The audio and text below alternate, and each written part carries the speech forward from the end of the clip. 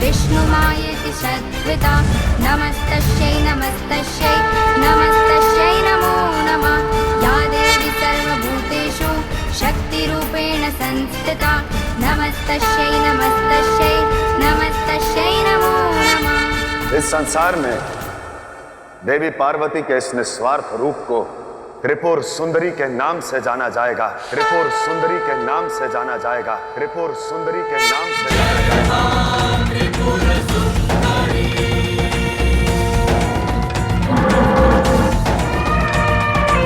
संसार की सबसे सुंदर स्त्री त्रिपुर सुंदरी कहलाई जाएगी।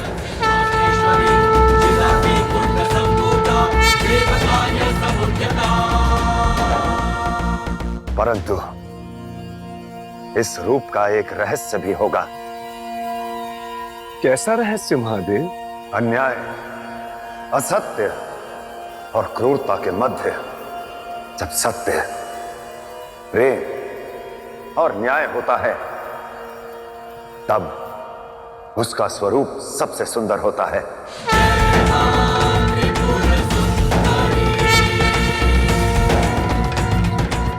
जैसे तारकासुर के तीनों क्रूर, अन्यायी और असत्य पुत्रों के समक्ष न्याय, सत्य और प्रेम की देवी त्रिपुर सुंदरी हैं।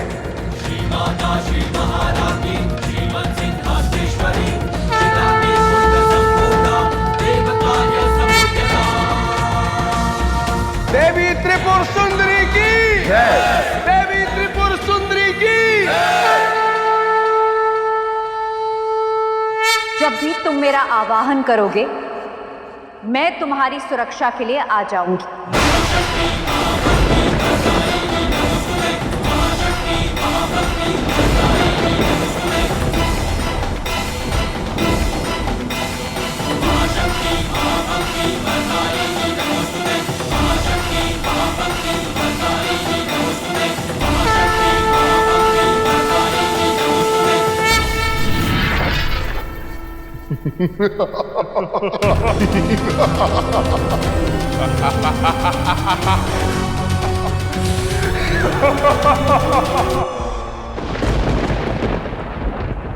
असुरलोक में उत्सव की तैयारियां आरंभ की जाए। आज मेरे तीनों पुत्र अमर हुए हैं, जिनकी रक्षा का वचन स्वयं आदि शक्ति दे, उन्हें भला कौन मार सकता है?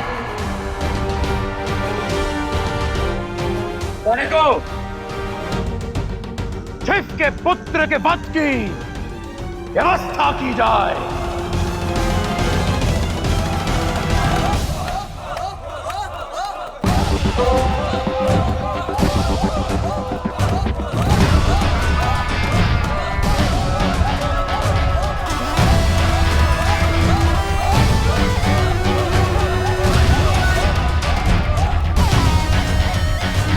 राम पिताश्री।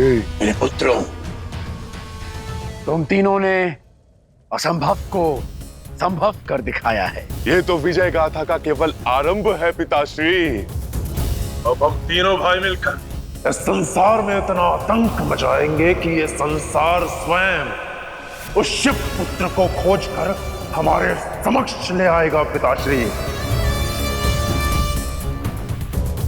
और फिर आपको शिव से वरदान में मिले शिव बाण से आपके काल, आपके सबसे बड़े शत्रु उस शिव पुत्र का संहार कर देंगे। अवश्य। और एक बार शिव के पुत्र का वध हो गया,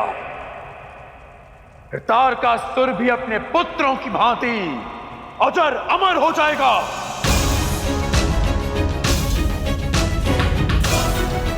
और फिर हम सब मिलकर तीनों लोकों पर राज करेंगे। आज हम यहाँ अपने पुत्रों के विजय का उत्सव मना रहे हैं। वहाँ वो बेचारी पार्वती अपने पुत्र की अंतिम सांसें गिन रही होगी। कितना कष्ट, कितनी पीड़ा हो रही होगी बेचारी को।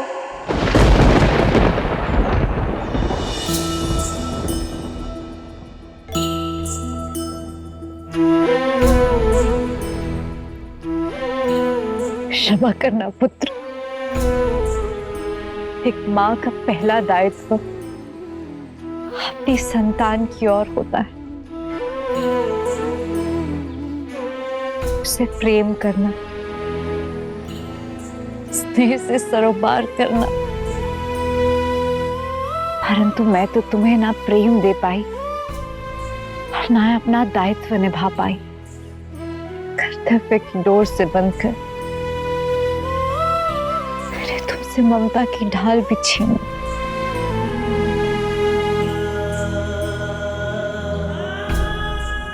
मैं तुम्हारी क्षमा की प्रार्थी हूं। क्षमा कर दो पुत्र, क्षमा कर दो।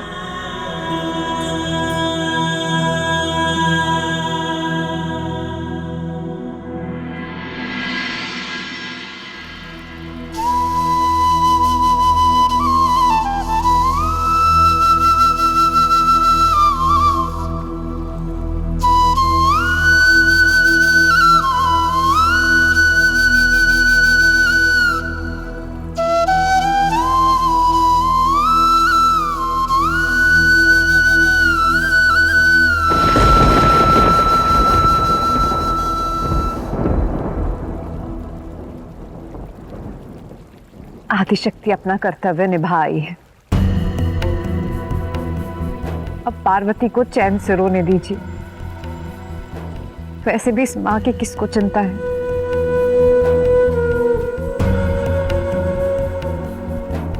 आप महादेव हैं, आपको संसार की चिंता है।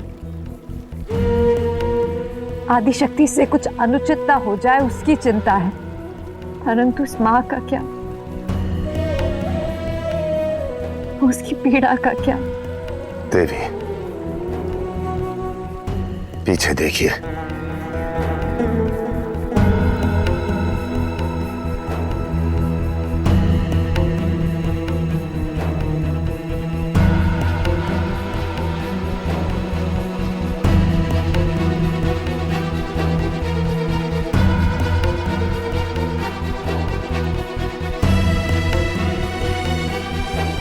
इस मां की,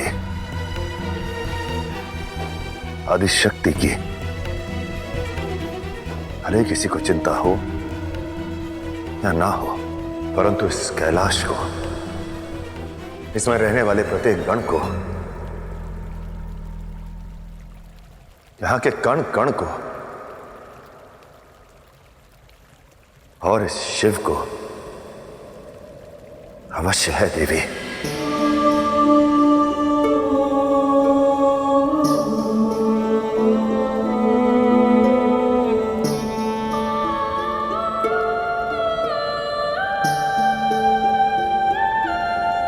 ठीक हूँ महादेव।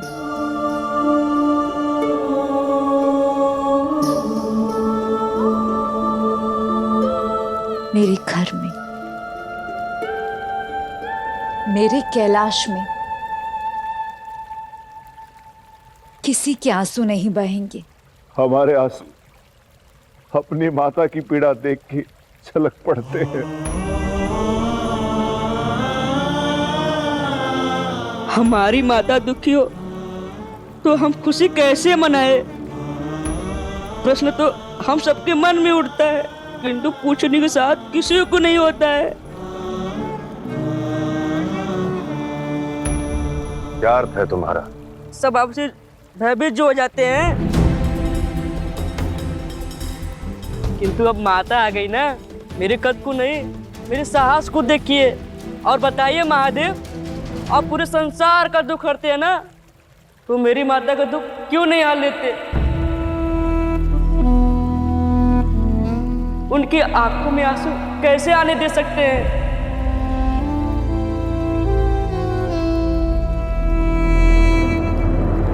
बताइए महादेव, कैसे आने दे सकते हैं?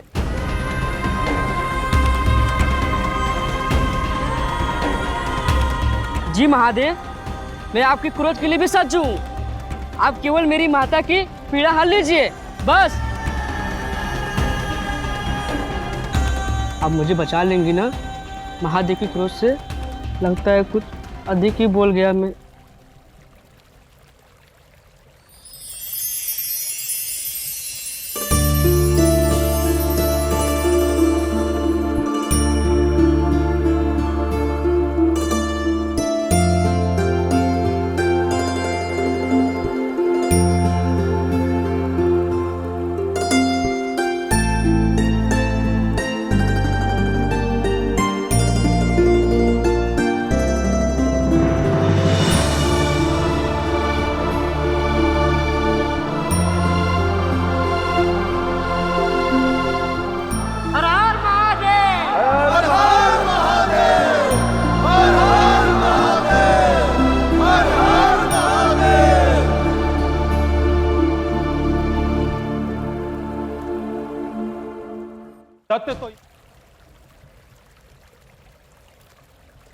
महादेव, यदि आज्ञा हो तो आपसे एक प्रश्न पूछ लूं।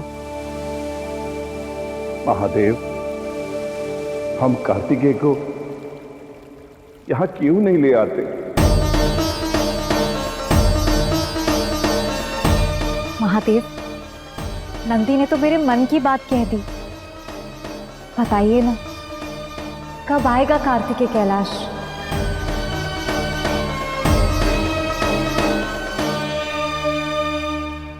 वैसे भी तारकासुर के पुत्रों को वर देने के बाद कार्तिकेय की सुरक्षा की चिंता और बढ़ गई है। और यदि वो कैलाश में रहेगा तो शिव पुत्र, कैलाश नहीं आएगा तो कहां जाएगा? परंतु उसे सर्वप्रथम इस सत्य का सामना करना होगा कि वो शिव और पार्वती का अंश है।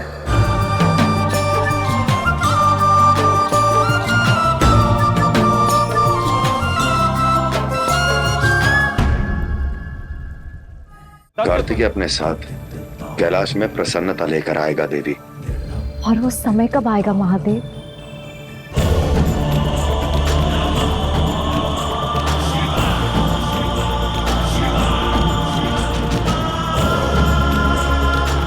अति शीघ्र।